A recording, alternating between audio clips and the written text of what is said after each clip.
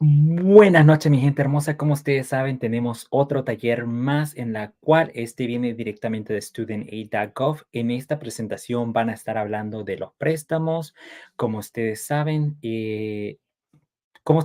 FAFSA en general es una aplicación completamente gratis y este formulario tiene ciertos paquetes.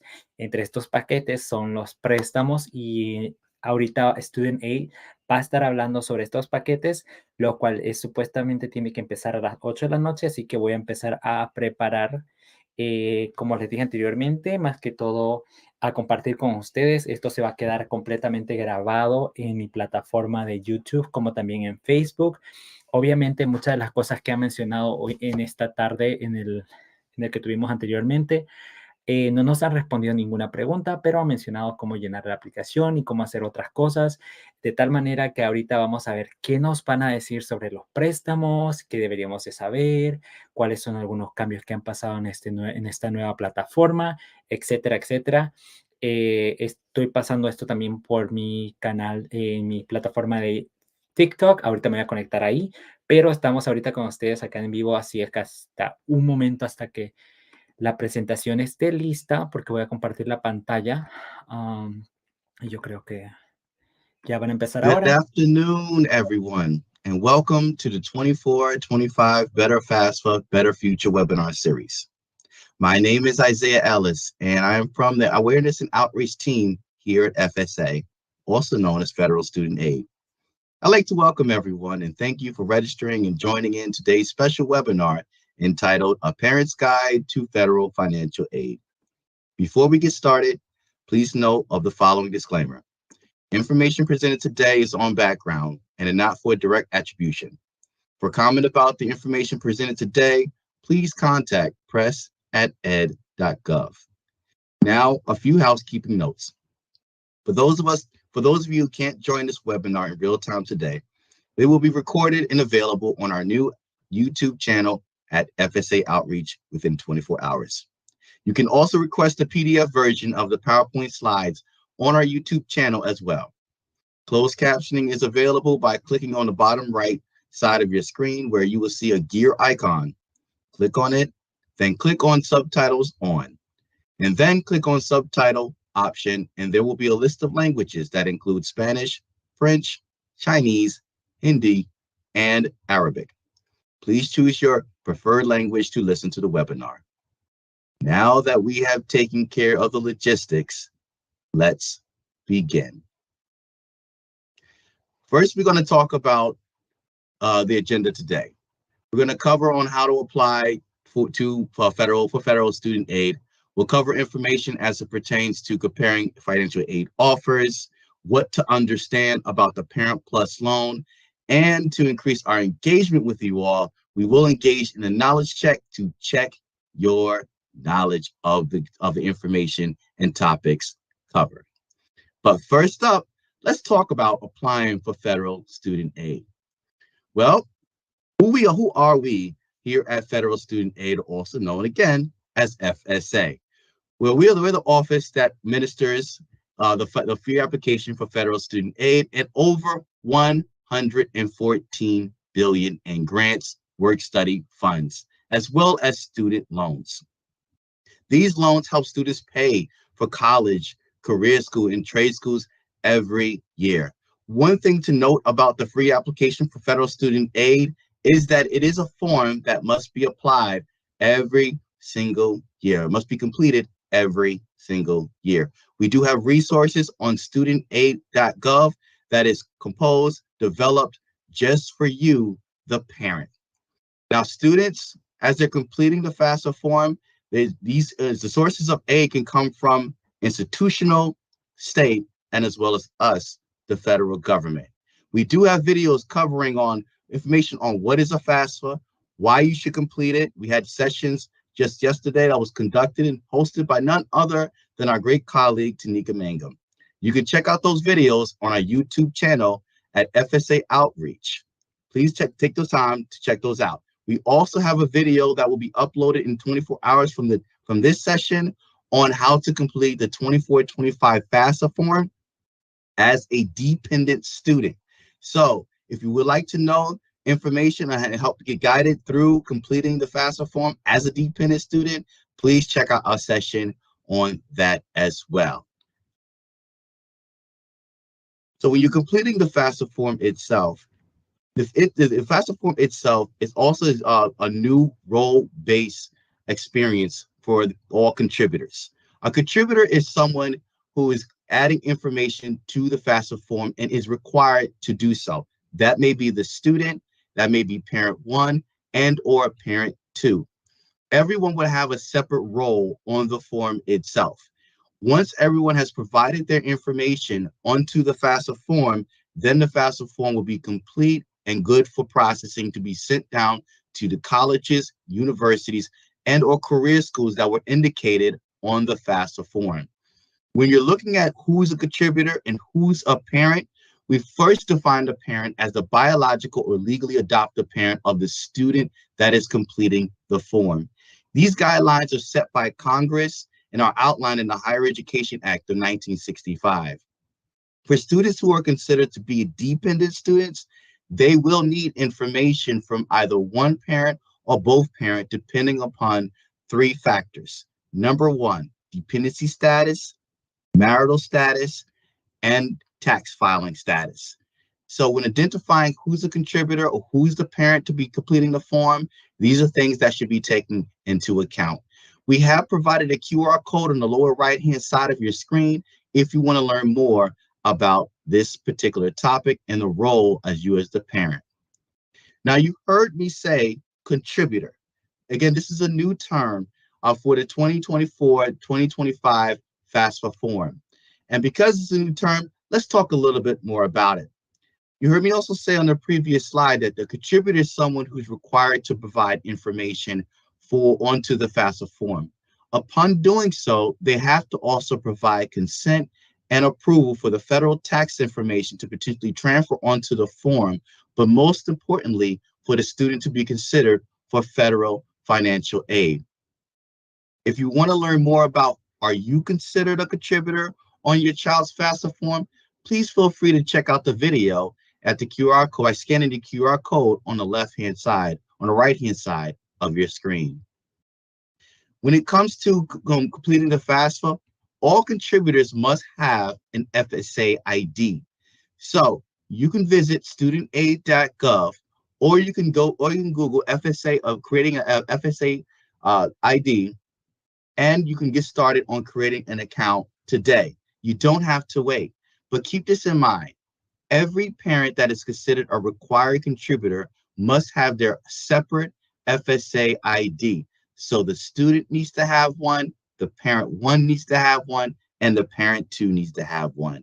This is going to serve as your electronic signature when it comes to signing the FAFSA form at the end, after you get through with completing all previous sections. Now, if you are participating as a contributor and you do not have a Social Security number, you still can create an FSA ID. We do have guidance to help walk you through that process as part of our video on how I create a student aid gov account if I don't have a Social Security number. If you want to check out that video, please feel free to scan the QR code on the lower right-hand side of your screen. Now, when it comes to preparing to complete the FAFSA form, the first things that you should take into account is gathering your items, gathering things such as your students and yours Social Security number if you have one, or an A number if you are an eligible non-citizen. The information that you provide on the FAFSA form must match what's with the Social Security Administration. If you're married, then you need to provide your spouse's name, their date of birth, their Social Security number, as well as their email address as well. It's good also to have handy your 2022 tax returns, because when you're completing the 24-25 FAFSA, we do operate on or look for your prior year tax returns, which is like 2 years ago from the time you're completing.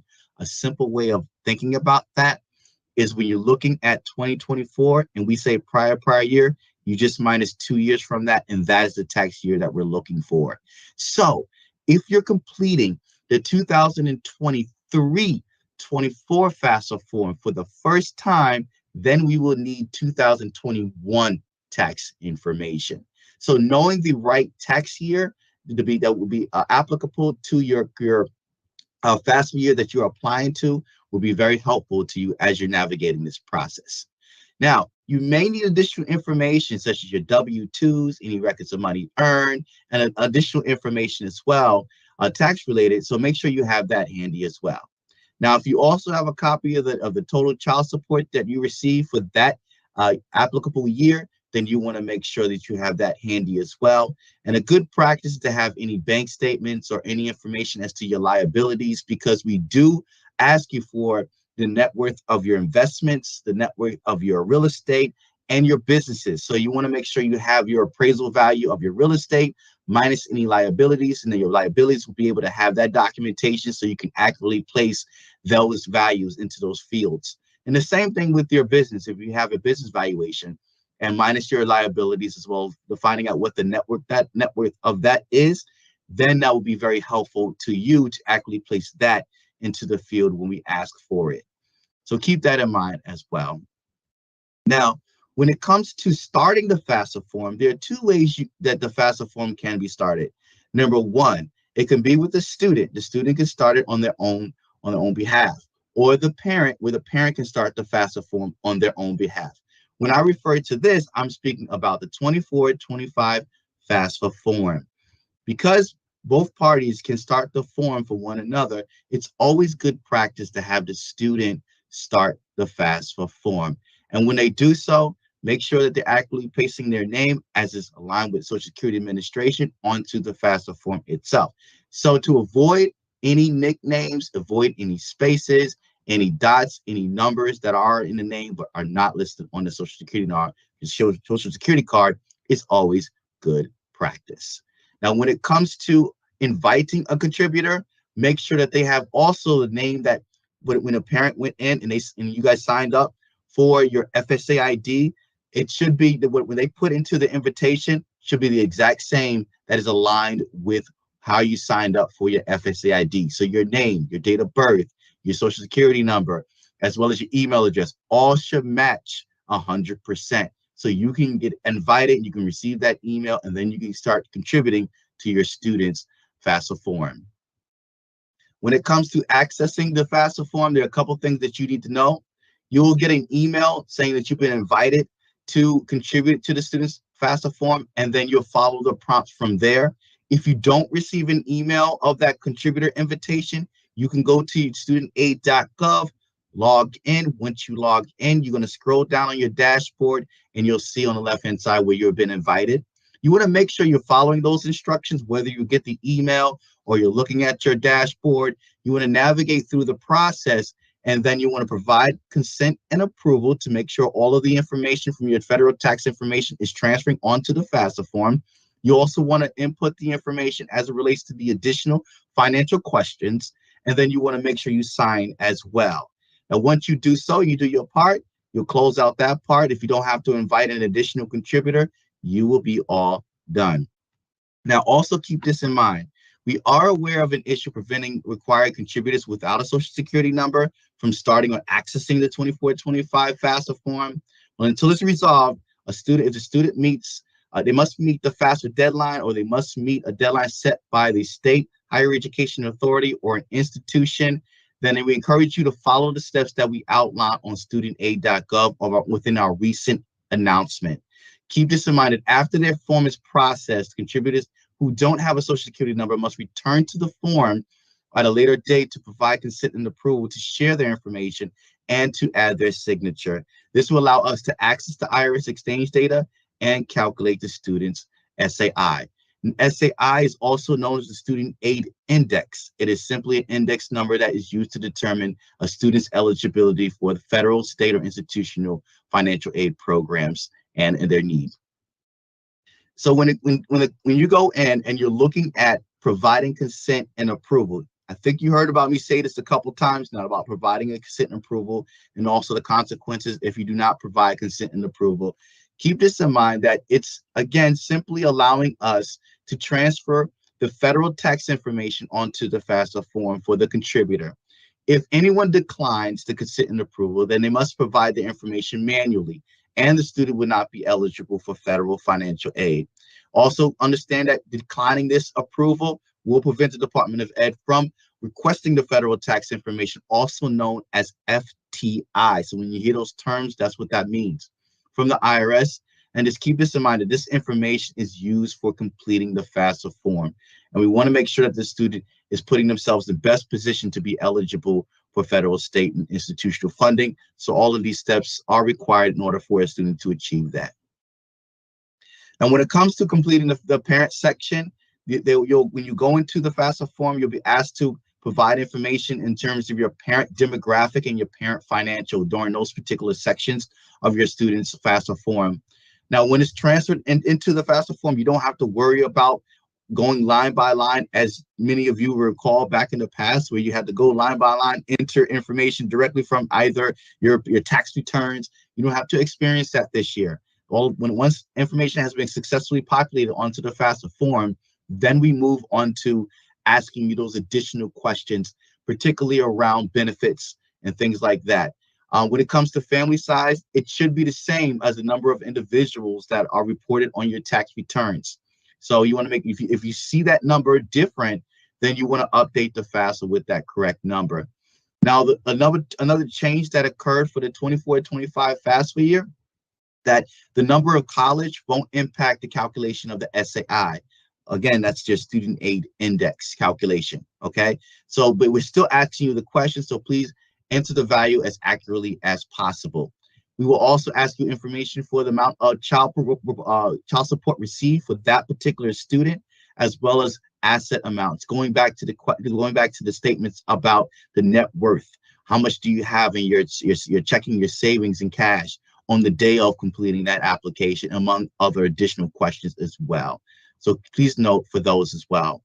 Now, when it comes to signing the FAFSA form itself, you must have an FSA ID to electronically sign. So you want to make sure you have that FSA ID prior to completing the FAFSA form, because that's going to be your way to access and sign the FAFSA form, to be able to make sure that that form can be fully processed by the Department of Education and then sent down to the institutions that were set forth by the student when they went through adding up to those 20 colleges, universities, and career schools. They'll be able to do so. And once we process that information, it will be sent down, but we can't do that without your signature. So it's important that you are able to attain an FSA ID and then sign the FAFSA form, so the student can have that fully processed as well. Now, after it's been processed, keep in mind that we'll begin processing on the first half of March. So it's very important for students to really populate that FAFSA form with as many colleges, universities, and career schools they possibly can, up to 20, because when a form is being processed, then the student can't make any changes until it's been fully processed. That's when they can add additional schools. So if they're completing it for the first time right now, they want to make sure they're adding as many schools as they possibly can, because again, we're not processing those FAFSAs until the first half of March. Now, when it comes to understanding that timeline when schools will be able to provide an offer letter, we'll get into that, a financial aid offer, which we'll get into in the subsequent slides. Keep this in mind. Every school is different. It's always best practice to be in communication with the schools that the student is very interested in. After the form has been submitted, you and your student will receive a confirmation email, and the student can also log into studentaid.gov to check the status of their form as well. So keep in mind, as it relates to just timelines and when you should expect to hear something, it's going to vary institution to institution. Now, you've gone through the process of creating an FSA ID. You've gone through the process of completing the 24-25 FAFSA form. Now I know you must be wondering, okay, what's next?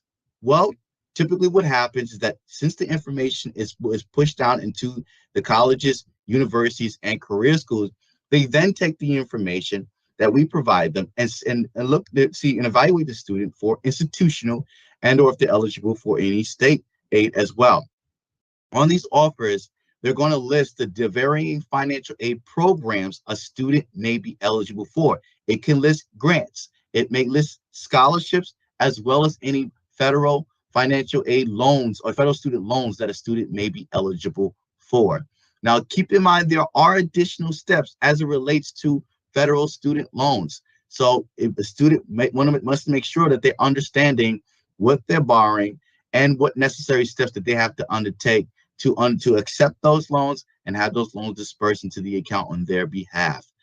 Any offers that are created specifically for the student that are coming from the institution are from the institution and based, again, on the information that the institution has for that student. So if they're missing information, then you want to make sure that you're communicating with the institution's financial aid office to make sure they have the necessary information to give a more accurate financial aid offer. Now, when you first receive the offer, it is not binding. So you're not obligated to do anything unless it's expressed by the college, university, or career school's financial aid department. So if you want to learn more information about that, the best practice is communicate with the financial aid office at the college, university, or career school about what are the next steps after receiving that financial aid offer letter. Now, an important note here is that there is something called FERPA. FERPA is the Family Educational Rights and Privacy Act. This is all protects the privacy of student education records. This applies to all schools that receive funds under applicable program of the United States Department of Education. Keep this in mind, that FERPA gives parents certain rights with respects to their students' educational records, and it transfers to the student once the student reaches the ages of 18 and beyond at high school level. Now, schools must have a written permission from the parent or eligible students in order to release information, which basically means just because you pay the bill doesn't necessarily mean you can get access to those educational or financial records. There needs to be something on file. Each school has a different practice as it pertains to their FERPA process. You need to contact that school to determine what is their process regarding FERPA. If you do not obtain the right to gain access to the student's records, whether it's the educational records or the financial records, then the school cannot release that information to you, even though you provide them a check, even though you may provide them cash, even though you may provide them payment on the student's account. And that's very important to note, especially when you may experience that when you go forth and you're trying to just see what the bill is, the amount of the bill, and you're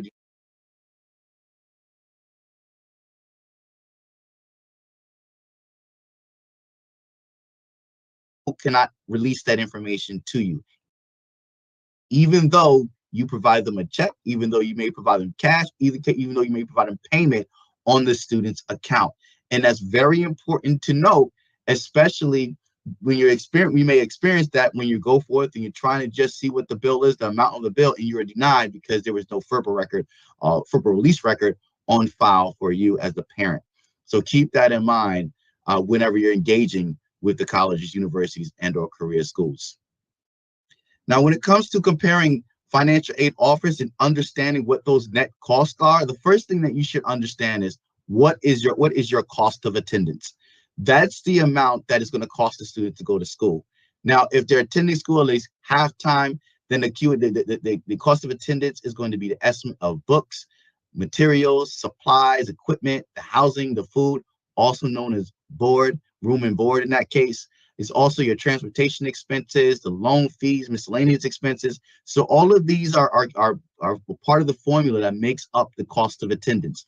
Typically, students can't receive more scholarship, more financial aid than that max cost of attendance. So every school has an individual set number for their cost of attendance. And if you're wondering what that is from one school to another, then you want to make sure you check out their website to find out what their cost of attendance for that school. Keep in mind things that impact cost of attendance: your enrollment status, whether you're going full-time, half-time, part-time. All of that may vary your cost of attendance at that particular school as well.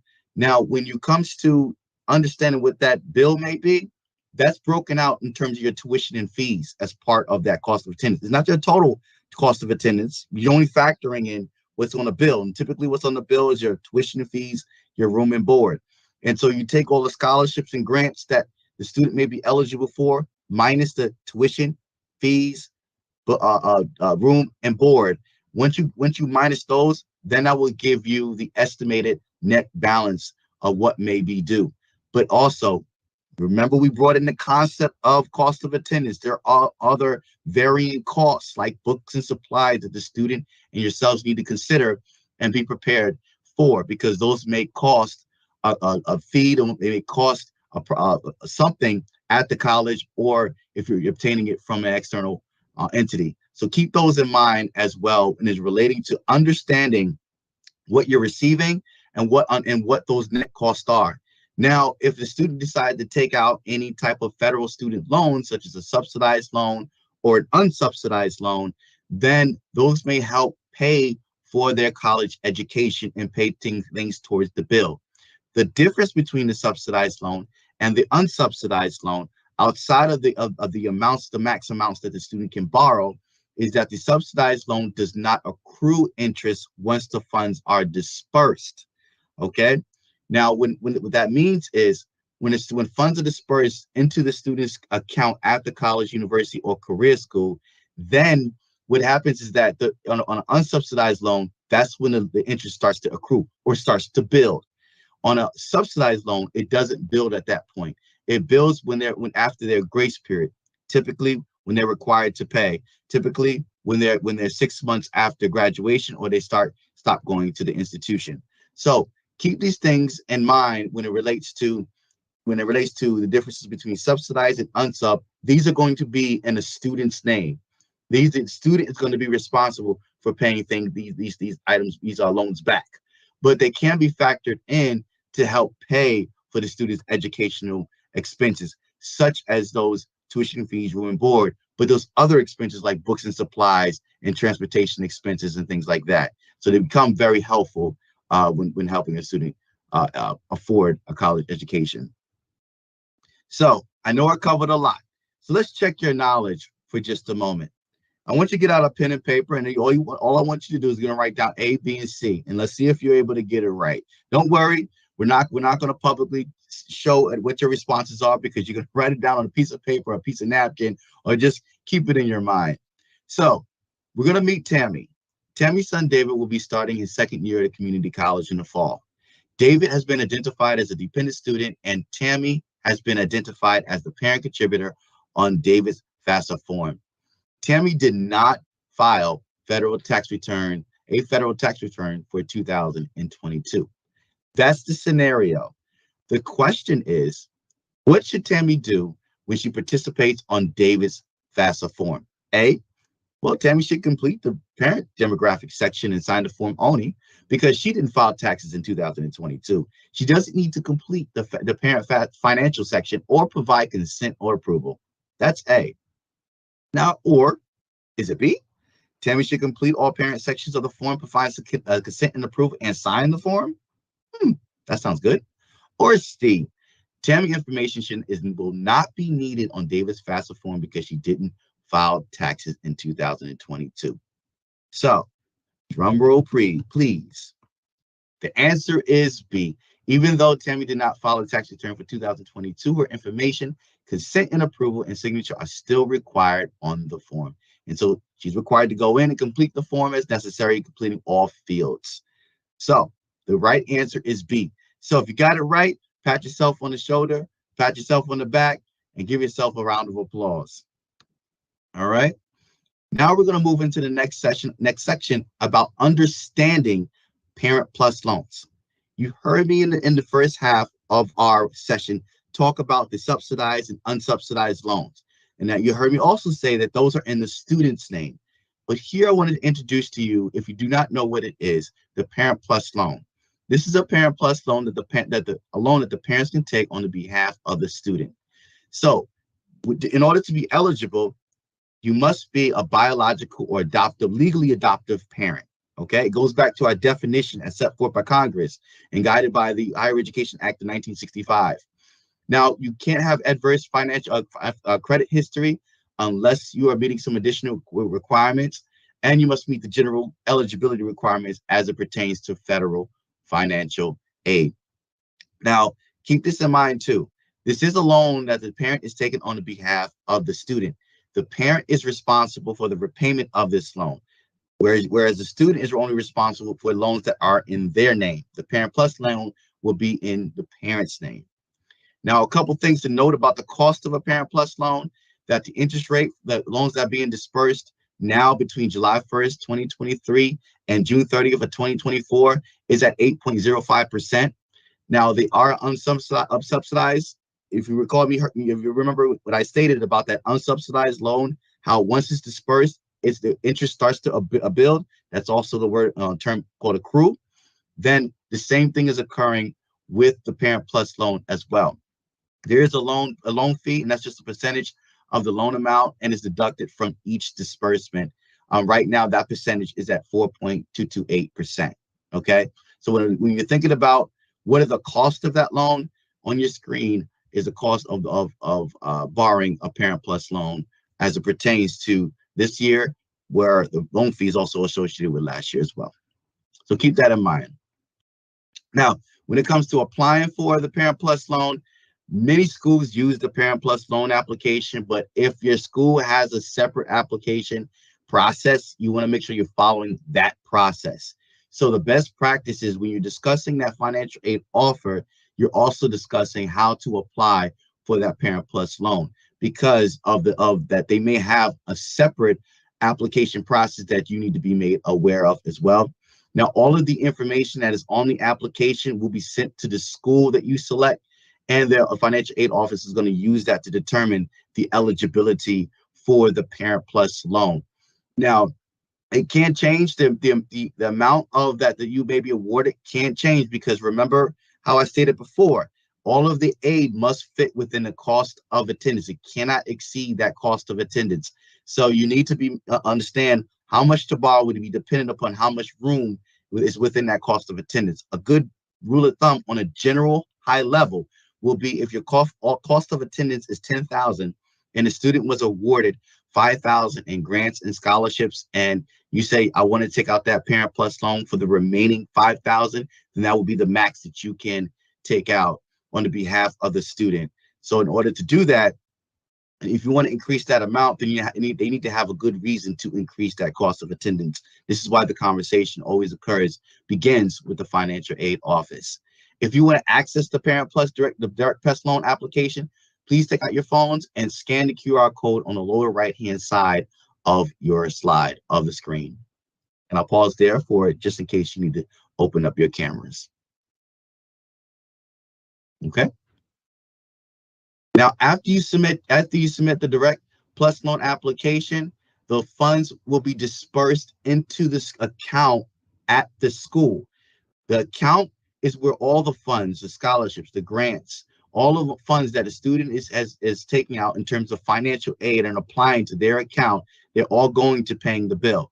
It's all going directly to the school. So the school may have a process where they disperse the overages, or also known as the refund, to either the parent or the student. But you must talk with the school's bursar office or the financial aid office or the right office at that college, university, or career school about the distribution of those additional funds, because any overages and refunds may be paid out directly to the student as well. You also must make sure you sign that MPN prior to that being able to be dispersed. An MPN is your master promissory note. That's your promise to pay.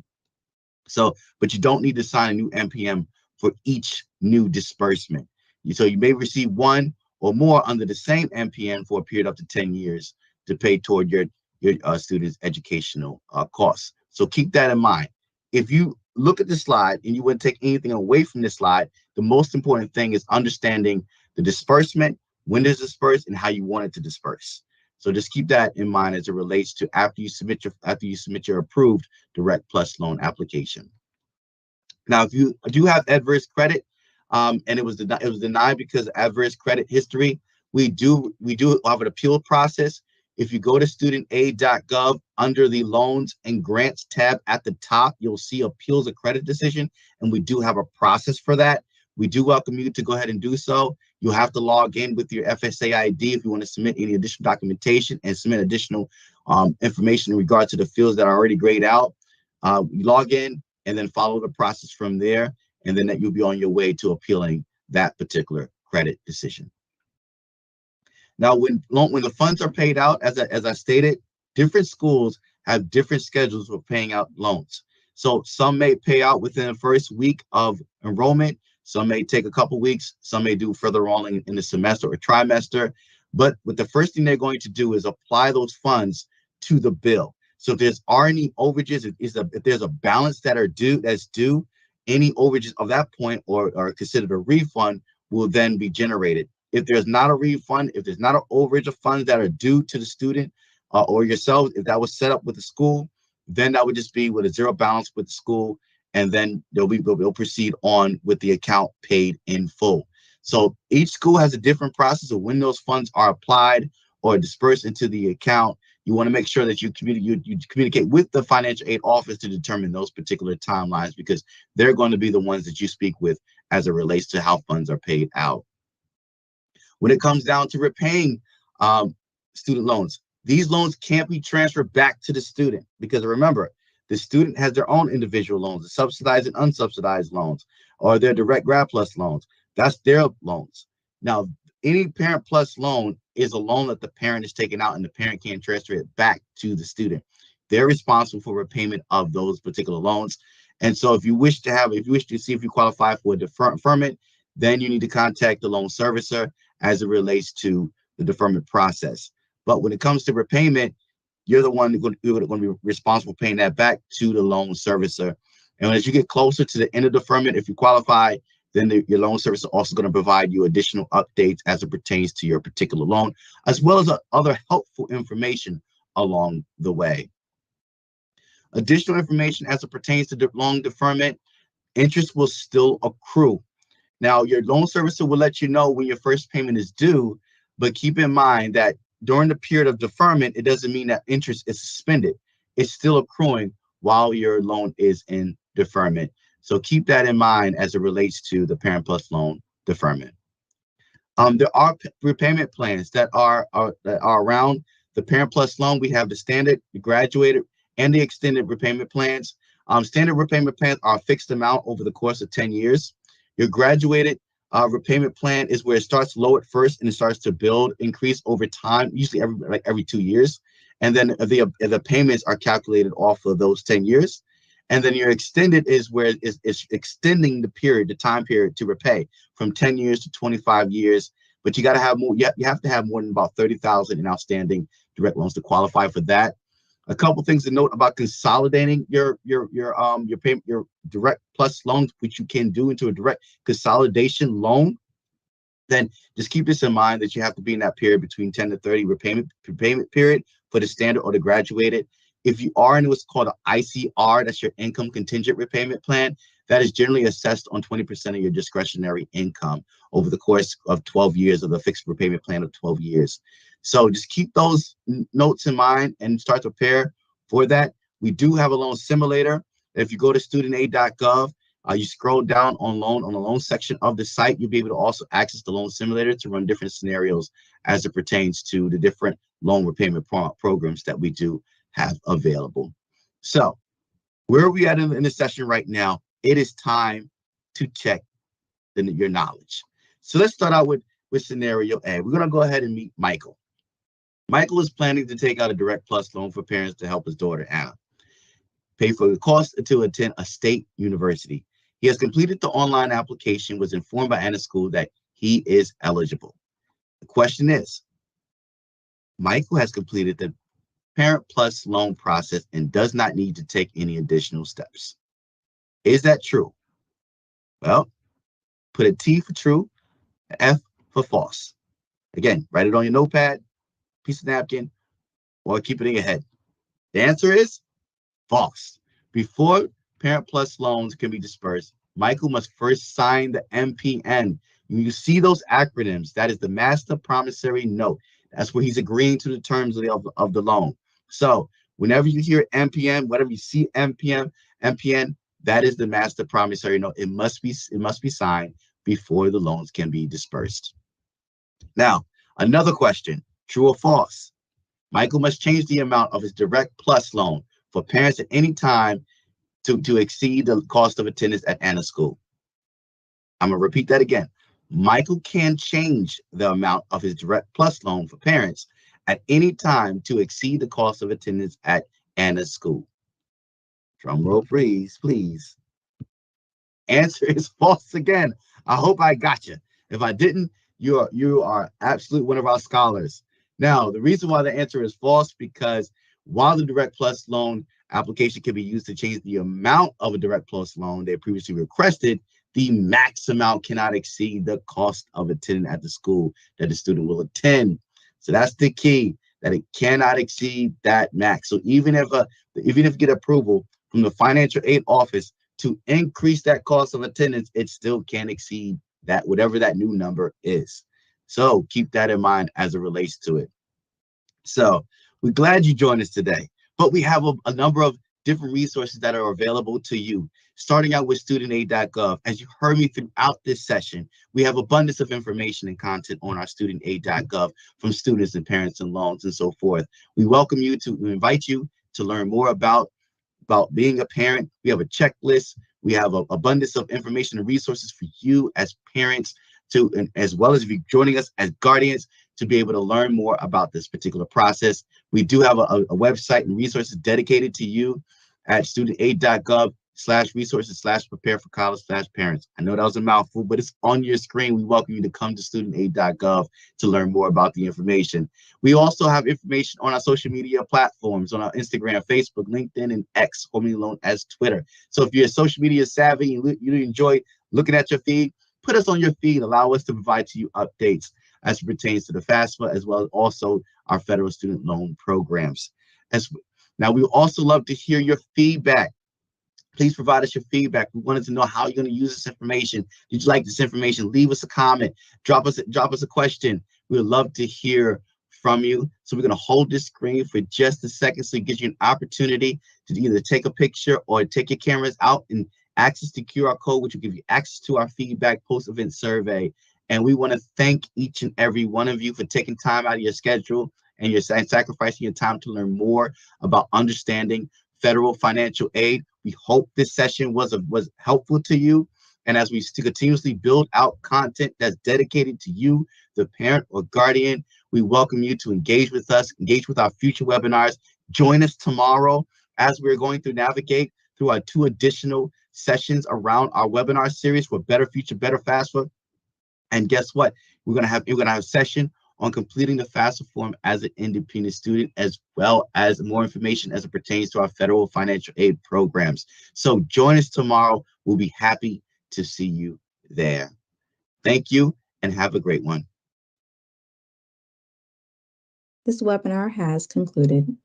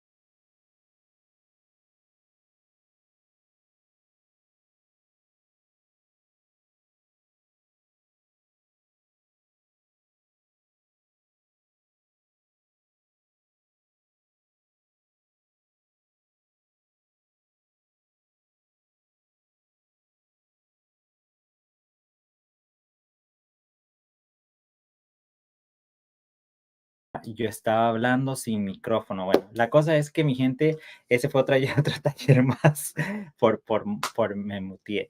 Anyways, pero como dije anteriormente, ese fue otro taller más en el cual espero que hayan aprendido mucho y nos vemos mañana en los siguientes talleres, que hay 2 más que mañana finalizan las series. Honestamente, las expectativas las tenía acá, pero eso me dejó por acá. Bueno, con esto me despido, mi gente. Los veo mañana en los próximos webinars. Nos vemos. Chaito.